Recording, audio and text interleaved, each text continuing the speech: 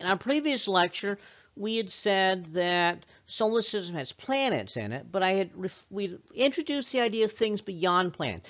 Asteroids, which are small rocky things between Mars and Jupiter, and then the Kuiper Belt, which are these icy things in the outer solar system.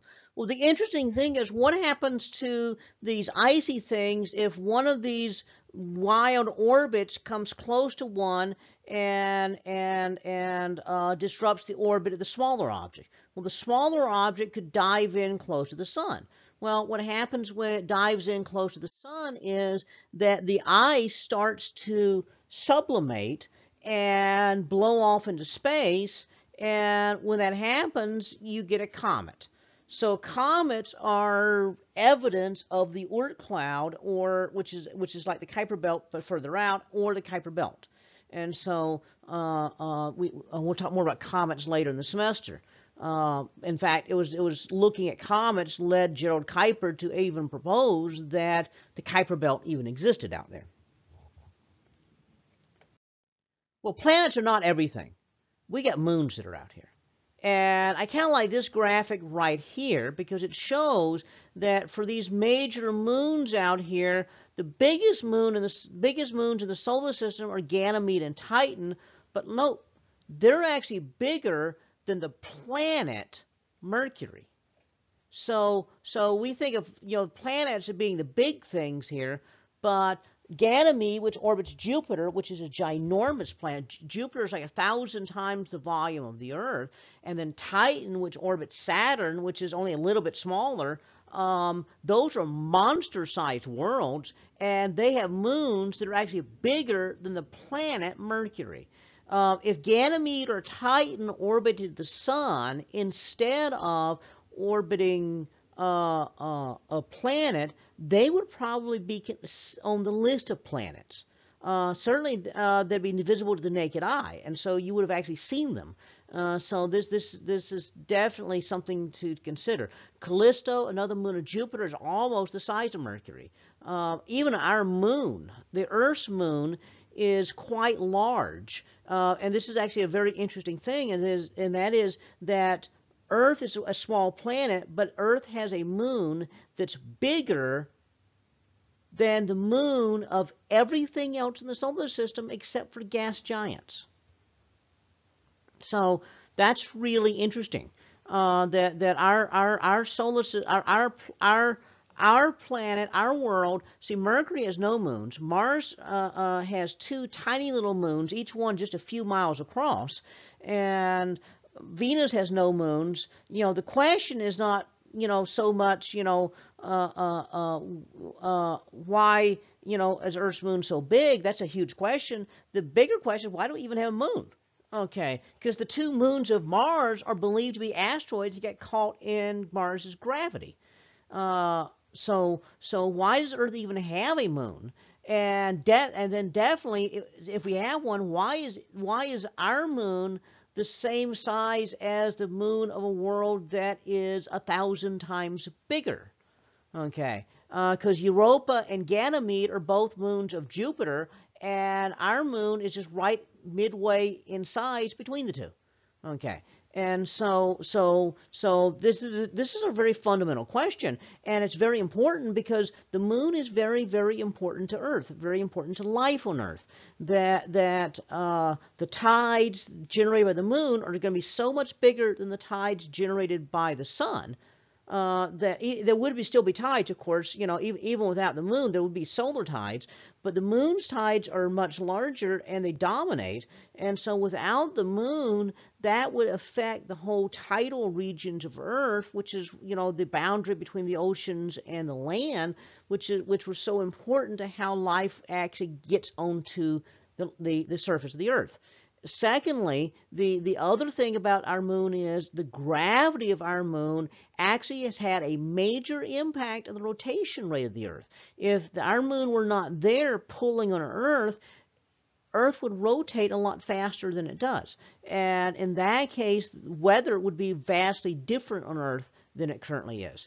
And so the climate would be vastly different. So our moon is absolutely critical to Earth being Earth-like and habitable.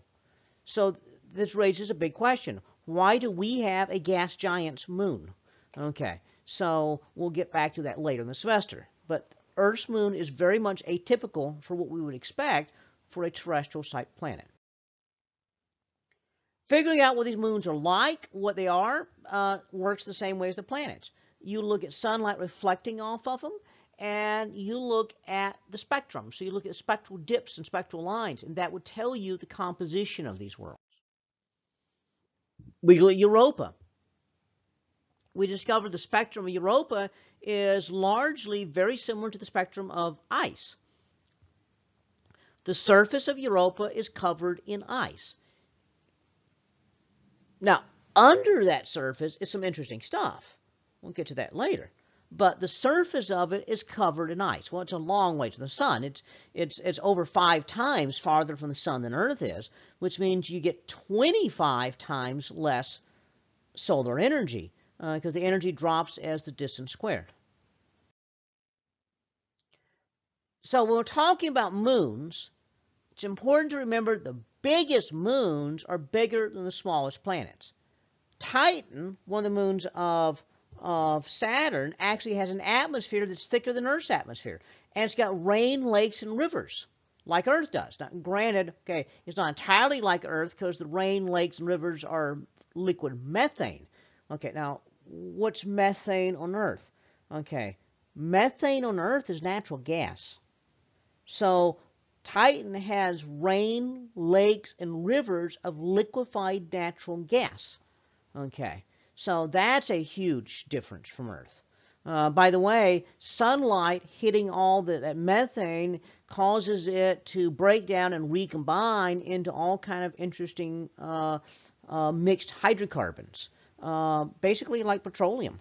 So you practically have petroleum just laying around on the surface of Titan.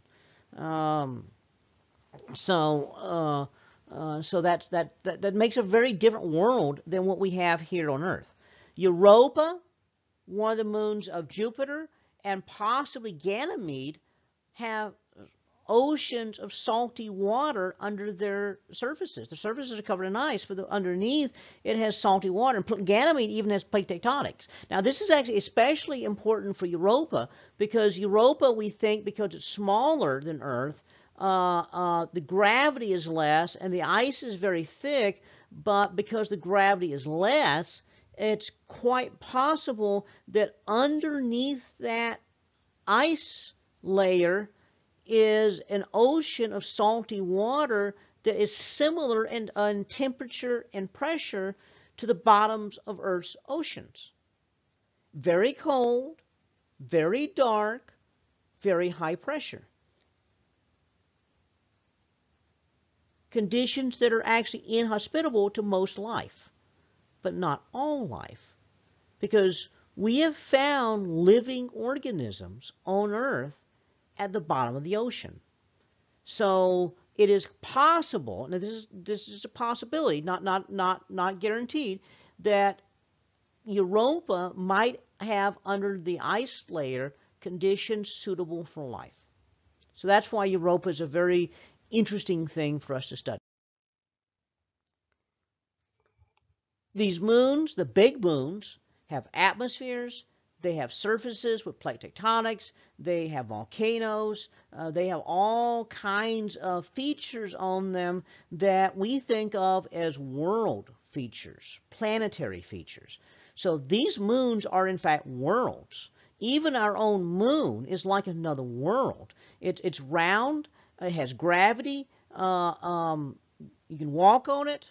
It has no atmosphere, but you can still walk on it with a spacesuit.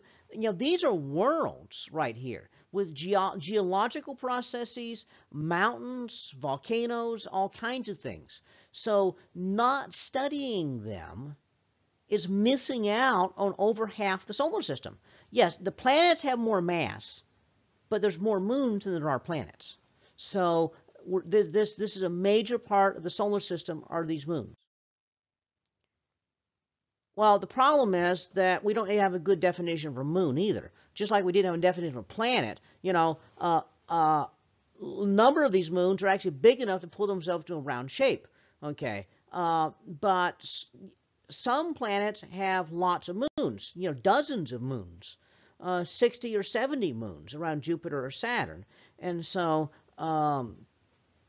we've got these huge number of things, but there's indications of even smaller things. So if you have an object that's like 1,000 miles across orbiting a planet, that's clearly a moon. What if it's 100 miles across? Well, yeah, it's a moon too. What if it's 10 miles across? Well, you might think it's a very small moon.